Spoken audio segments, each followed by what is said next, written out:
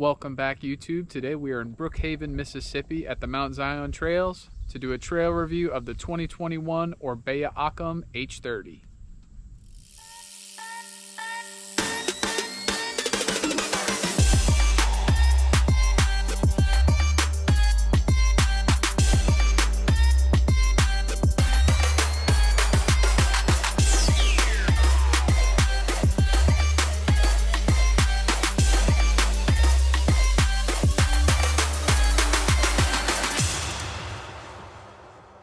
All right, so we're about to roll. I guess y'all want me to lead today, or? Go ahead. All right, I'll take it today. So again, we're getting back on this 2021 Orbea Occam. This bike I built not too long ago. I think it was about 3 videos ago y'all saw it.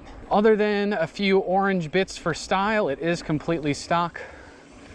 So I should be able to give you a pretty good idea of what it's like to ride. So today we're going to be doing the perimeter loop. It's a 5-mile loop that kind of gives you a little bit of everything, and it should give us a good idea of how this bike rides. So far it's a nice and quiet bike, no noises, likely due to the fact that I just cleaned and tuned it a couple days ago.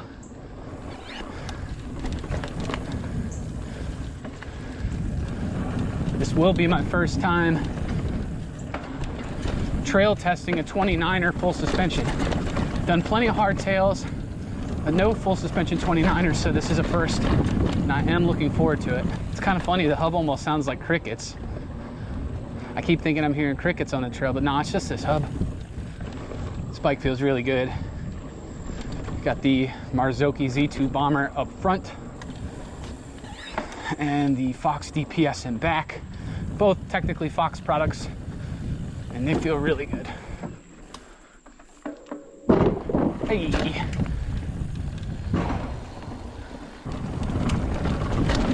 For those of you that don't know me that well, I'm very partial to 27.5 bikes, so I'm going to be judging this 29er because I like an agile feel, being that my background is in street BMX. But so far, this thing doesn't feel clumsy or slow around the corners. Quite happy with the way it feels. On the boardwalk, we'll be having some fun on the boardwalk. So we'll be coming up on a pretty decent climb here in a second, and we'll see how this drivetrain translates. These big old 29-inch wheels. And right now I am riding a size medium, and I am 6 foot. 6 foot on a size medium. It feels pretty good. I don't feel like this bike's too small, actually. If I was to buy one, maybe I would buy the medium. All right, here comes a decent climb. Let's see what you can do.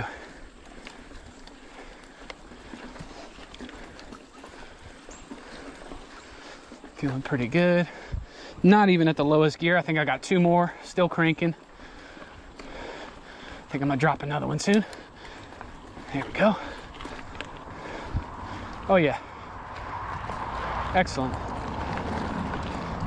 Really good climber, tons of anti-squat in the linkage design. Very good. Woo. Coming into some descents here. Let's see what's up.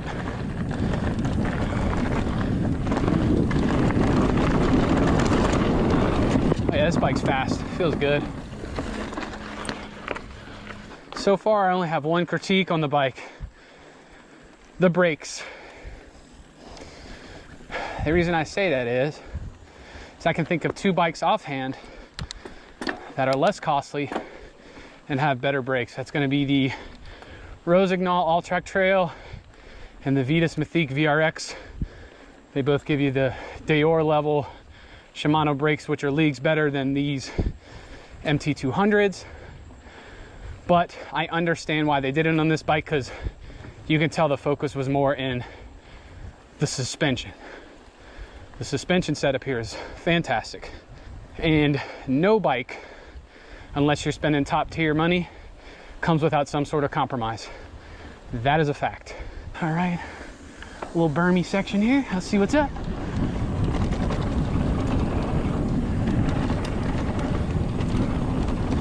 Yeah, Nice and smooth.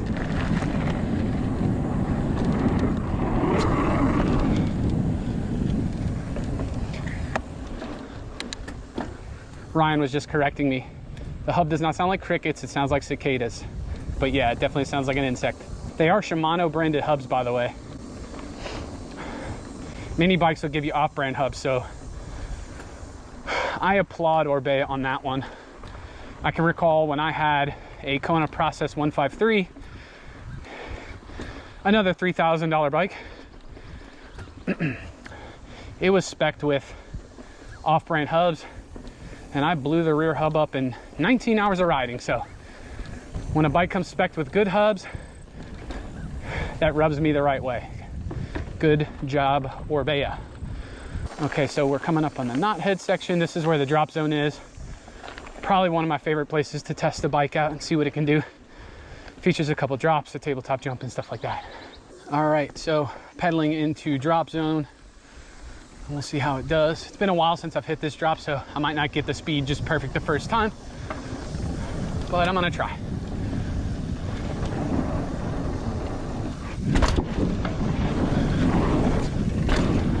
A little too slow.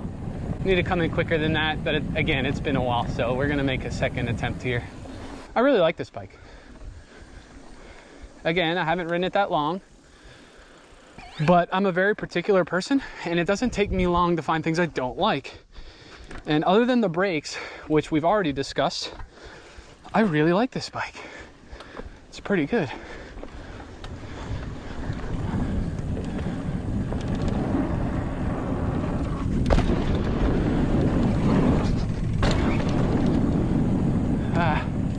Very nice. Is it bad if I want to go one more time? Good. I think I might be able to clear that jump. I just need to be in a higher gear. I couldn't get enough pedals in. Third time's a charm, maybe? All right, here we go.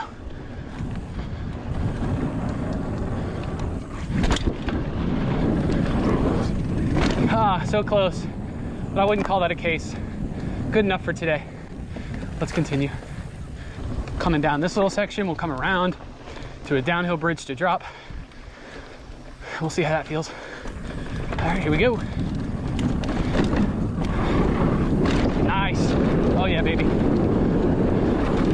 Yeah, this bike's sweet. Definitely a fan. Another drop here. This one's like a 2.5 foot huck to flat. I don't really like it, but we'll do it anyway. Nice. Bike handled it well.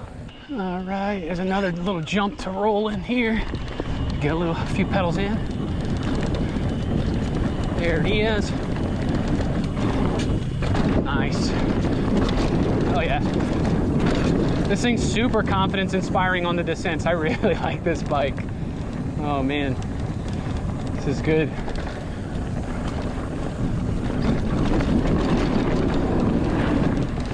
Oh my goodness, it carries momentum so well.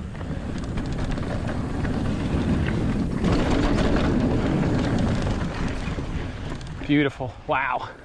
This is a good way to spend 2,600. Yeah, I really like this bike. Oh my God. There's something to be said for these 29-inch wheels with carrying momentum. I don't know, guys. I might be switching teams. You know, even if I was to nitpick this bike some more and try to come up with other things it could use, I would just be pulling straws. I mean, I don't particularly love this dropper remote, but who cares, man?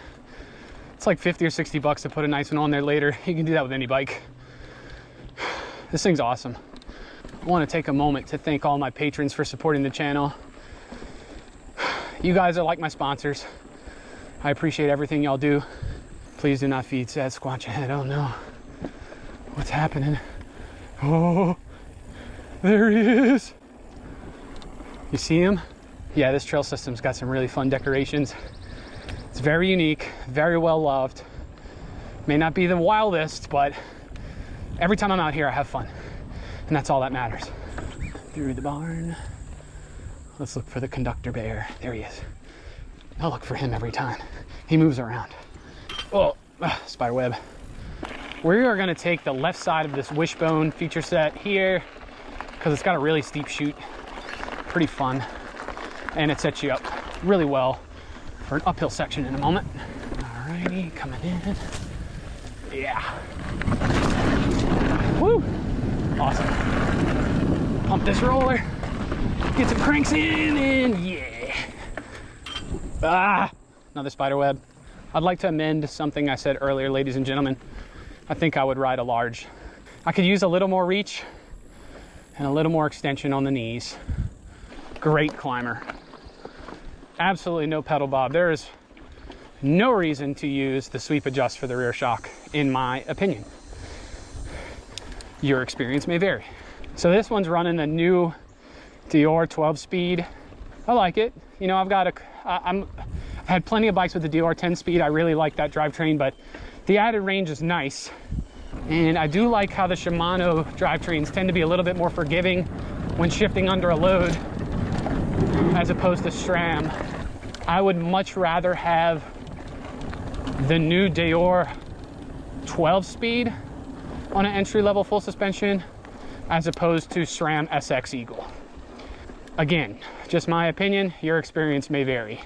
Ah, my God. Major spider webbage, like major league.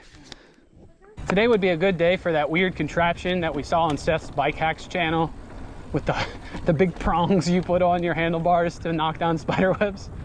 I wouldn't mind having that right now. All right, this is a long uphill, so I'm gonna drop a few gears and we'll just cruise.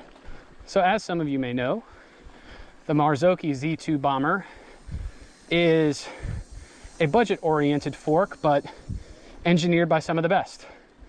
It's engineered by Fox. It is $500, which is half that of all the top tier forks. And I would say it's almost on par with the top tier forks. Obviously the damper is not as sophisticated, but one of the things I like about this damper is that when it comes to inexpensive forks, it's not uncommon for the damper to make all kinds of racket, like almost like a gush noise. It's kind of weird. This fork doesn't do that. Small thing, but it matters to me because I like a quiet bike. Hopefully no more spider webs. I'm tired of that. Spider web. I'm in a high gear, but I'm blasting it. Let's drop two. Oh yeah. Oh yeah, we making it, boys. We getting up here. Woo! No pedal strikes yet. Means that they probably picked a good set of crank arms for this bike. Or it could be the good anti-squat. Don't know. But no pedal strikes.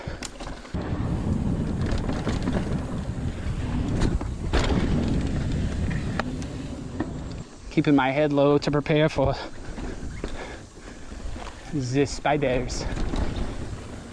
Drop her down section. Shoot to table.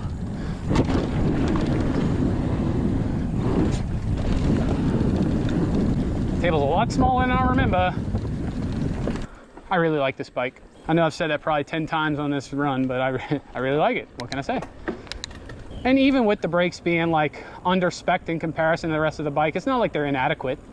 The bike wasn't running away from me today on my ride. I just wish that it had more stopping power because I like how at the Dior level and up on the Shimanos, they have a nice, strong, thumpy bite. These aren't quite like that.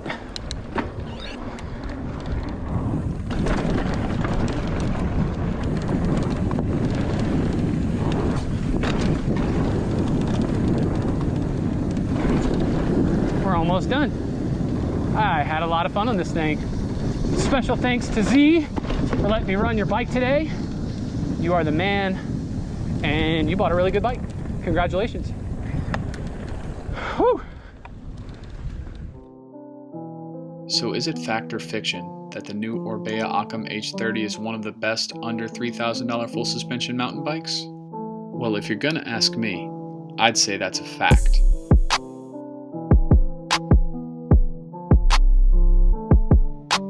Could try to explain that in more detail, but at this point, I'll let the bike speak for itself.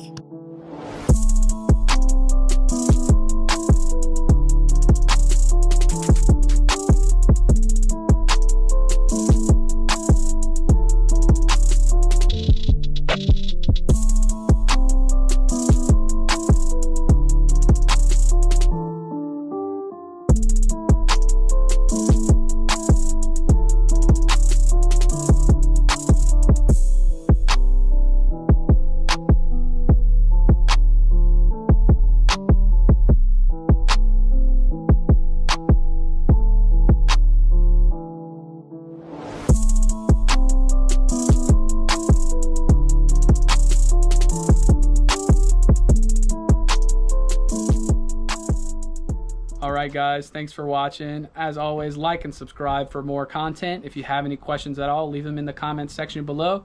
I'll also have my Patreon link down there if you want to become a patron as well. And I'm going to see you next time.